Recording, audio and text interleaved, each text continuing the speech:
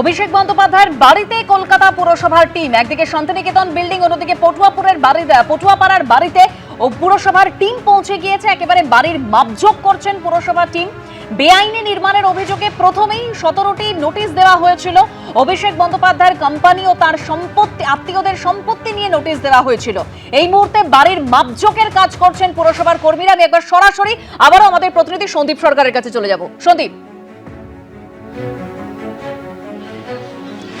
দেখো, আমরা শুনলাম যে পুরসভার যে কর্মী এসেছেন তিনি স্পষ্টভাবেই বললেন যে বাড়ি তৈরির সময় কতটা ছাড় দেওয়া হয়েছে, ফুটপাতের যে কলকাতা পুরসভার রেকর্ড অনুযায়ী ফুটপাত কতটা হওয়া উচিত, এই জায়গায় ফুটপাতের কি মাপ রয়েছে এবং তারপর কোথা থেকে বাড়ির নির্মাণ শুরু হওয়া উচিত এবং ছাড় কতটা হওয়া উচিত তা মেনে হয়েছে কিনা সেটাই তারা দেখতে এসেছিলেন। আমরা দেখলাম যে তাদের হাতে ডিজিটাল মিটার ছিল, তার সাহায্যে তারা মাপ নিলেন এবং সেই যাবতীয় পরিমাপ সেটা তারা তাদের নোটবুকে তুললেন এবং তারা কলকাতা পুরসভাকে এই রিপোর্ট পেশ করবেন, এমনটাই তিনি জানালেন।